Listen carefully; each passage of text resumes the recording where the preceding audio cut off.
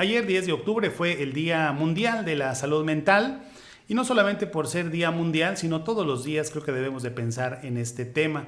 Y bueno, pues tenemos a nuestra psicóloga de cabecera, que es trabajadora, es funcionaria de la Secretaría de Salud, precisamente de estos temas de salud mental y adicciones. Es nuestra amiga, la psicóloga Yasmín Camacho, a quien me da mucho gusto volver a saludar. Yasmín, bienvenida, buenos días. Muchísimas gracias, Geli. Buenos días a todo tu auditorio. Oye, pues sí es Día de la Salud Mental, pero pues ocurre como con el cáncer de mama o cualquier otro cáncer, se tiene que hablar prácticamente siempre de este asunto, ¿no? Sí, lo que buscamos o lo que se busca con este día es eso, hacer visible y la meta de la Organización Mundial de la Salud es que para el 2030 todas las personas tengan a alguien cercano cuando requiera una cuestión de salud mental y priorizar nuestra salud mental, entender que sin salud mental no hay salud física. Sí. Dicen es que la salud mental no se representa. Sí se representa, ¿no? Sí, obviamente, y por ejemplo ahorita nosotros estamos a nivel mundial, la depresión es de las enfermedades más comunes y que se empiezan los síntomas empiezan o las personas empiezan a presentar la sintomatología a partir de los 14 años y el problema es que no se atienden. Entonces es lo que buscamos mucho, concientizar a la población de que necesita buscar ayuda y que hay lugares donde puede acudir a buscar esta ayuda. Sí, hacía yo la alusión a decir, bueno, pues me duele la rodilla, pues ahí traigo el dolorcito, pero en la salud mental no, pero en realidad sí, o sea, sí hay mensajes de nuestro cuerpo, de nuestra mente, de que algo está mal. Sí, siempre hay señales, nuestro cuerpo, yo le digo que es bien sabio, o sea, si algo está funcionando mal, da una señal, por ejemplo, el manejo de estrés, las habilidades que tengo, hasta el hecho de mis hábitos de alimentación, de dormir, son señales de alarma de que algo no está funcionando bien. Sí, eso es muy delicado. ¿Y a veces uno se hace que tonto en ese aspecto? ¿O cómo lo llama uno? Yo creo que lo minimizamos, ¿no? Nos da miedo esa parte de pensar de que algo no está funcionando y no nos damos cuenta, pero es como, por ejemplo, cuando la salud mental es como cualquier tipo de problema de salud. Por ejemplo, si tengo una muela picada, si no voy al dentista, pues esa muela se me va haciendo más y más el problema. Es lo mismo en la salud mental. Si yo empiezo con un trastorno mínimo, con algún episodio, si no lo atiendo, esto va a ir incrementándose y va a afectar más áreas de mi vida. A lo mejor al principio el estrés es por la cuestión laboral o cuestión económica y cuando acuerdo ya tengo fracturado, lastimada todas las áreas de mi vida. Sí, no hay que llegar a eso, ¿eh? Sí, es como un cáncer, es como cualquier otra enfermedad. Sí. Pero esa ¿cómo se cura? ¿Cómo se atiende? ¿Cómo se enfrenta? Pues la salud mental necesitamos acudir con un especialista, con un psicólogo, un psiquiatra o ambos y generar estilos de vida saludables. ¿Qué quiere decir esto? Pues desde el hábito de comer, el deporte, el tener actividades recreativas que sean gratificantes para mí, el tener como un descanso. Yo les digo, en este momento de nuestra vida estamos priorizando mucho la salud mental, pero necesitamos también tener como un espacio para nosotros mismos, para un reencuentro con nosotros y hacer las paces y reubicar las situaciones y priorizar lo que es importante para nosotros. Sí, me parece interesante. A ver, entonces todo lo que recomiendas hay que hacerlo. Ya si seguimos sintiendo lo mismo, ya que si sentimos ese hueco en el corazón, en el cerebro, ahí sí entonces voltear la cara a los especialistas. Sí, yo creo. Vaya, si haces deporte, si te alimentas bien, si estás bien en tu trabajo, pero sigues teniendo eso, sintiendo eso, inmediatamente hay que buscar ayuda. Yo creo que luego hay señales, ¿no? Y a veces son cuestiones que no hemos cerrado del pasado y las vamos arrastrando. Entonces hay que buscar ayuda. No tiene nada de malo ir a terapia, no tiene nada de malo ir con el psiquiatra o con ambos. Es parte de ese fortalecimiento. Y como tú dices, como de ir al doctor, quitarle ese estigma a la salud mental, saber que no es que estoy loco, no es que no estoy bien, simplemente estoy buscando una ayuda para poder mejorar. Y además entender que no es que mi vida esté mal, es que puede estar mucho mejor, venderlo de esa idea. Puede estar mucho mejor. Y que es un compromiso de nosotros. Hay que asumir que la salud mental es un compromiso y una responsabilidad de cada uno de nosotros. Y que obviamente como sociedad todos podemos contribuir, pero si nosotros cada uno asume la responsabilidad de su salud mental, ahí podemos generar cambios. Así es. Oye, terapias, medicamentos, pláticas... También debe ser medio complejo el asunto, ¿no? Y es como esa parte, yo les digo, por ejemplo, profesionalmente, cuando enviamos a alguien con el psiquiatra, empezar a sensibilizar tanto al paciente como al familiar, que el ir con el psiquiatra no tiene nada de malo, que la medicación no tiene nada de malo, que no va a generar una dependencia, que solamente es un fortalecimiento y que es un apoyo y un auxiliar para poder manejar la situación. Porque es esa parte como de que nos cuesta mucho trabajo asumir que tenemos que ir con un especialista de salud mental. ¿Trabajan a la par ustedes con los psiquiatras o cómo se maneja eso? La gente desconoce, supone que primero es psicólogo Ya si estás muy loco, pues te van al psiquiatra, es como que lo que piensan, ¿no? De repente, ¿no? Entonces nosotros trabajamos con hacerse la evaluación y hay pacientes que requieren, a lo mejor porque ya la sintomatología es un poquito más fuerte, o porque además tiene más tiempo con la sintomatología, o porque hay factores de riesgo latentes en ese momento, situaciones más, se canaliza con el psiquiatra y el psiquiatra es quien indica si requiere medicación o no requiere medicación y se trabaja a la par. Los tratamientos que son interdisciplinarios tienen mayor efectividad. Sí. Sí, también hay que entender esa parte, porque si estoy pasando una cuestión de una depresión severa, por mucho que haga las cosas de hacer deporte, todo ese tipo de situaciones, si no iniciamos una medicación, no vamos a ver resultados. Y quitarse ese estigma entonces, este asunto. Oye, y por ejemplo, hay gente que, se habla mucho de depresión y de ansiedad, porque es lo que más se presenta. Hay otro tipo de trastornos, me imagino, sí, ¿no? Hay muchísimos trastornos, por ejemplo, de la alimentación, un trastorno disfórmico que tiene que ver con la imagen corporal, hay muchos trastornos, pero en este momento la depresión es el trastorno y la enfermedad que prevalece a nivel mundial. Depresión más que ansiedad, me parece. Más depresión. Sí, más la depresión. ¿Y qué es la depresión? Pues es cuando perdemos el ánimo de hacer las cosas, dejamos de disfrutar lo que antes nos gustaba, empiezan sentimientos a lo mejor de minusvalía, de sentirme menos, perder el interés a todo, y si no trabajamos esa depresión, pues pueden venir otras situaciones más severas. Sí, ojo, híjole. Como viene una ideación, un pensamiento, una planeación suicida. Que esa es la última parte. Entonces, por eso es importante atender las situaciones al menor síntoma. Yo siempre insisto mucho en las familias, en las casas que hoy nos escuchan, a los papás o uno de manera personal. Si estamos pasando una situación de salud mental, busquemos ayuda. Nuestro cuerpo, nosotros siempre damos señales. Entonces, por favor, escuchemos. Que se escuche y que logremos hacer eco en estas situaciones. Oye, esta entrevista parece como examen, ¿no? ¿Qué es la depresión?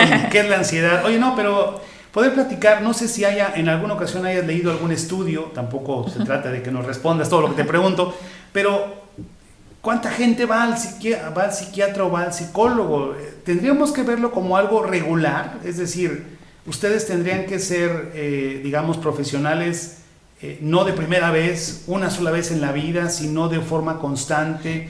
¿Cuántas veces no vamos? ¿Cuánta gente podría necesitar de un psicólogo y no va? ¿Hay alguna estadística en ese sentido? Sí, por ejemplo, desgraciadamente la cuestión de la salud mental, por ejemplo, en psiquiatras, pues nuestro país tiene un psiquiatra por más de 100 habitantes, que tendría que ser menos. Y nuestra zona media menos. 100,000, ¿no? 100,000, perdón. Sí, 100,000. O sea, para empezar, hay una falta de profesionales de la salud en ese sentido. En el sector público, ¿verdad? Público. Y luego, por ejemplo, en la cuestión... Pues aquí también en el privado, pues son los mismos, ¿no? Que ya creció mucho nuestros psiquiatras aquí en la zona media, ¿verdad? Y la verdad todos son excelentes y fortalecen mucho la situación. Bueno, para empezar eso, el tema del psiquiatra, ¿verdad? Que hay pocos. Sí.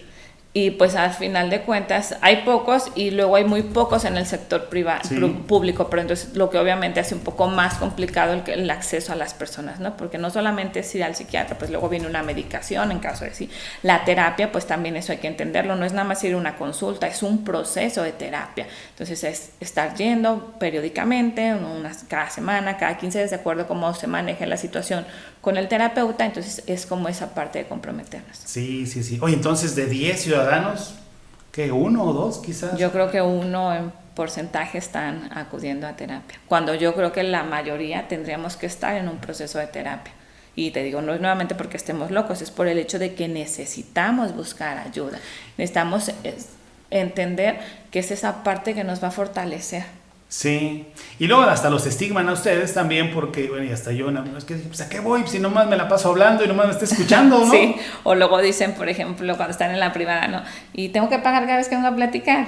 O sea, es un proceso, hay que entender que esta es una terapia, que es una atención profesionalizada y que también hay lugares donde el servicio es totalmente gratuito y la calidad es la misma. Entonces hay que buscar acercarnos a la posibilidad que tengamos para acudir a la salud mental.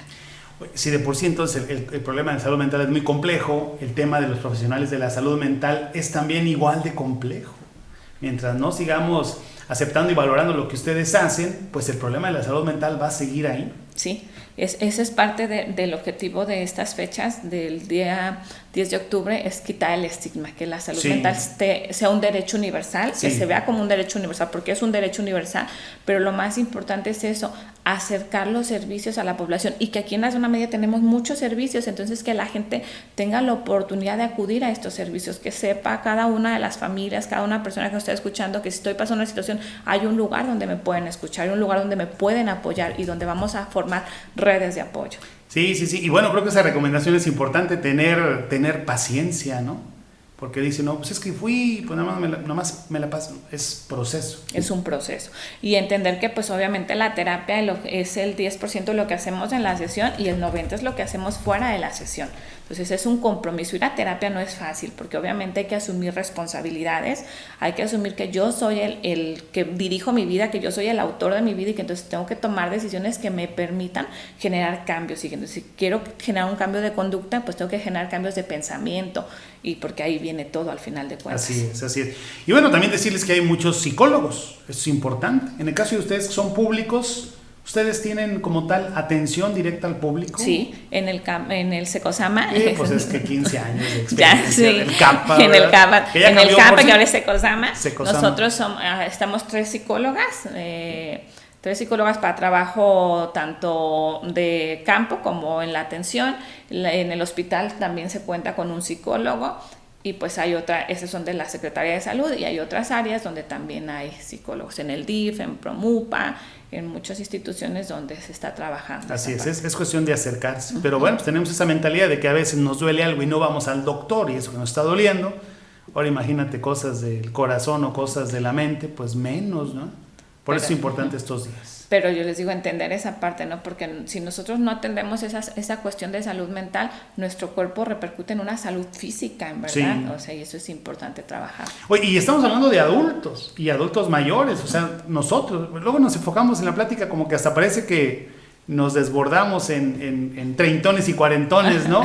Pero los adolescentes, oye, los niños, ¿cómo está la salud mental de ellos actualmente? Pues, se manejan las últimas estadísticas de la Organización Mundial de la Salud, que las cuestiones de depresión y ansiedad están iniciando antes de los 14. ¿Antes de los 14? Antes de los 14 años. Esto todavía sigue siendo nuestra pospandemia, pero antes de los 14 años inician los síntomas, y desgraciadamente no los atendemos. Entonces nuestra prioridad siguen siendo toda la población, pero los adolescentes, porque al final de cuentas ahí es donde generas estilos de vida. Sí, jugando o no jugando, pero hay niños que dicen, estoy muy deprimido, estoy muy triste. Bueno, qué bueno que lo digan, y qué bueno que podamos ser perceptivos en ese sentido, ¿no?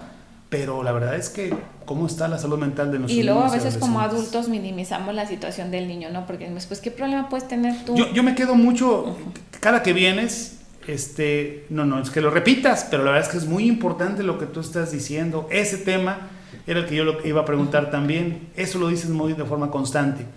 Creemos que los problemas de los demás o no importan o no existen o no tienen la altura de nuestros problemas. Entonces, ¿no? Hay que entender que cada persona, de acuerdo a sus prioridades, a la situación que está viviendo, eso es importante, y no podemos minimizarlo, porque al final de cuentas eso es lo que para él está marcando la diferencia. Entonces, a lo mejor yo no puedo apoyarlo, pero el solo escucharlo marca la diferencia, el no minimizar, el no juzgar, el no comparar, porque decir, ay, pues ¿cuál problema? Si no te hablan tus amiguitos de la escuela, pues háblales a otros, claro, no pasa nada. Claro. Pero no, son cosas significantes para ellos y hay que trabajarlas. Eso es bastante importante. Si usted nos está escuchando, pues, papá, mamá o abuelita, ese asunto de no dejar pasar o no minimizar los problemas. Tú hablabas del tema del celular. Le voy a quitar el celular a mi hijo 2 días para que se le quite. Lo que puede considerarse ya hoy en día, ¿no? Ese asunto, ¿no? Sí, y porque al final de cuentas el teléfono termina siendo para el adolescente como ese vínculo, ¿no? Como esa parte donde mantiene el contacto con los demás, como esa situación.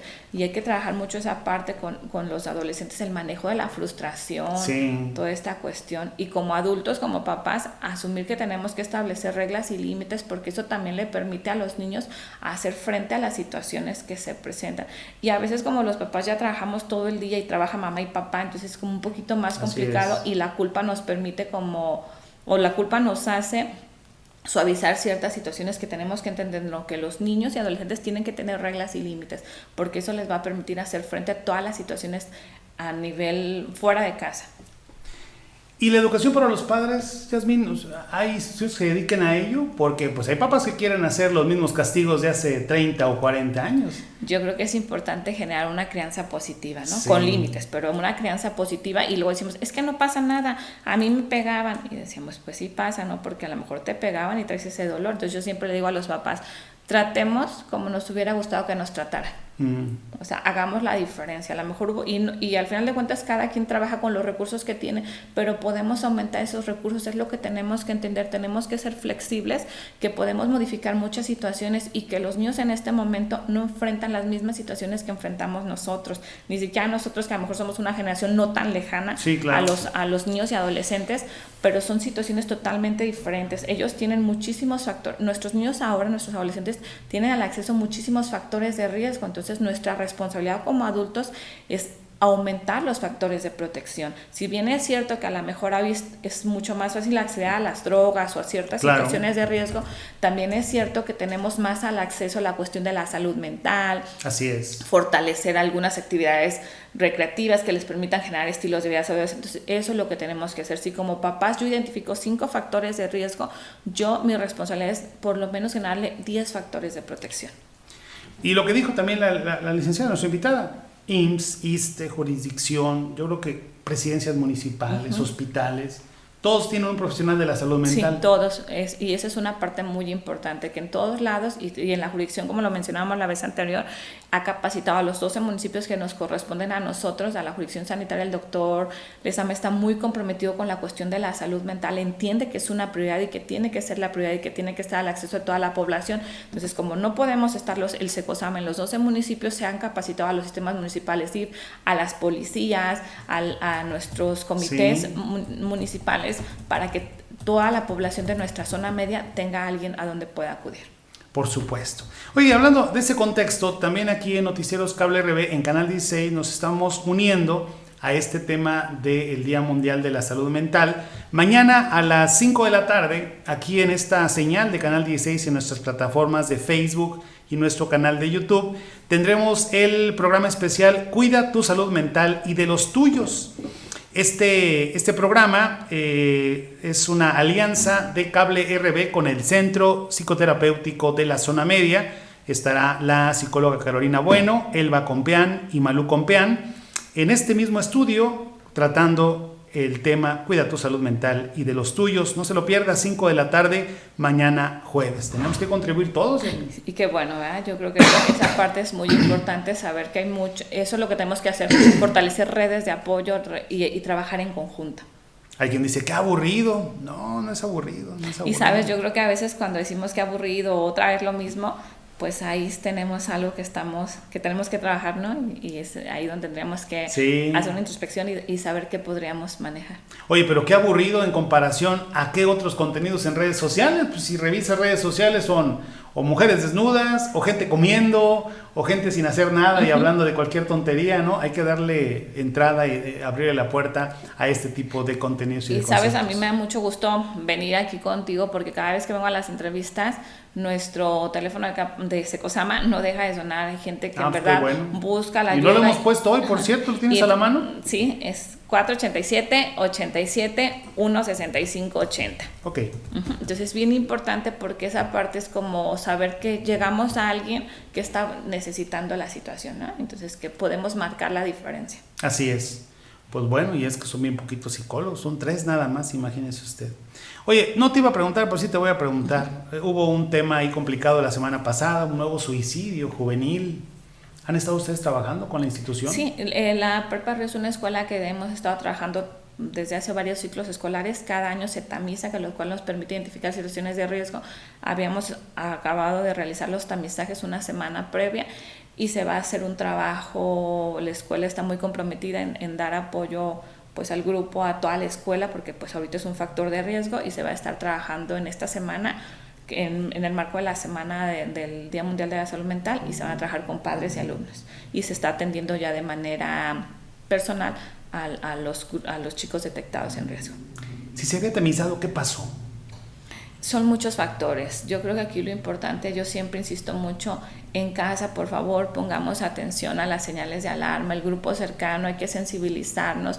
A veces creemos que, yo les digo que a veces en nuestro país o ya cotidianamente la salud mental pareciera que tiene que ver con los memes, ¿no? Entonces me siento triste y subo un meme o no.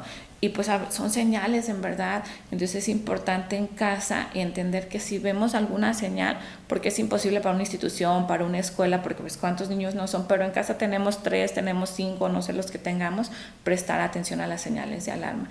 Y pues entender que al final de cuentas el suicidio no es culpa de nadie, pero sí es responsabilidad de todos como sociedad, pero no es culpa de nadie. Y yo invito mucho a las personas que han pasado por un suicidio, por un familiar o alguien cercano, pues que busquemos ayuda. Y a veces me preguntan, ¿y qué sigue después de un suicidio? Yo le digo, pues sigue vivir, ¿verdad? Sigue vivir, en verdad. Tenemos que asumir la situación, trabajar el duelo, que es un duelo muy complicado de trabajar, pero sigue vivir. Y entonces tenemos que sanar las partes que tenemos y entender que no fue culpa de nadie. Es responsabilidad, pero es diferente, pero no hay culpables, hay responsables. ¿Y el tamizaje había salido especial para la víctima?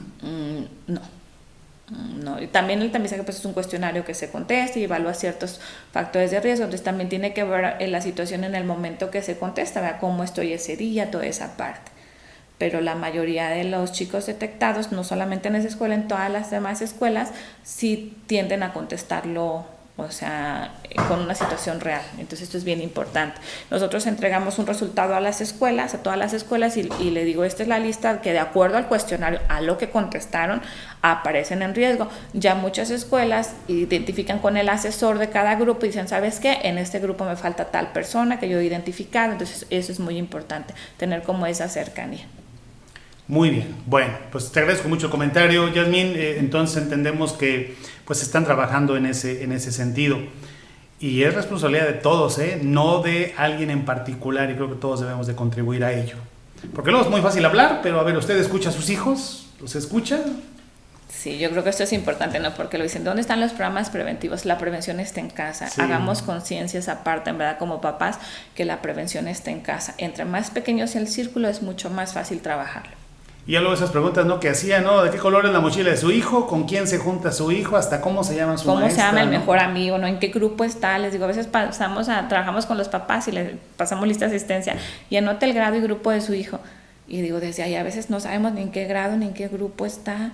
Entonces es la cercanía que tenemos. Y entiendo que todos trabajamos, algunos 2 jornadas o no sé, pero es importante a lo mejor esos 5 minutos, 3 minutos, acercarnos todos los días en la mañana, aunque sea a la carrera, no decir te quiero mucho, aquí estoy, puedes contar conmigo, voy a estar aquí siempre. Esas cosas marcan la diferencia. Así es, por supuesto. Bueno, pues siempre un agrado platicar contigo, Yasmín. Muchísimas gracias por tu trabajo. Felicidades a quienes colaboran también contigo y gracias a la Jurisdicción Sanitaria número 4 por la facilidad para este tipo de entrevistas, que el objetivo es que usted entienda poquito, aunque sea un segundito, un minutito de lo que dijimos, con eso nos damos por bien servidos. Y que prioricemos nuestra salud mental, que recordemos que no solamente es el 10 de octubre, pero ese día pues lo hacemos para hacerlo más visible, pero que hay donde podemos acudir. Así es, muy bien, muchas gracias. Al contrario, muchísimas gracias. La psicóloga Yasmín Camacho, originaria orgullosamente de San Ciro de Acosta. Mandamos un saludo a quienes nos estén viendo por allá.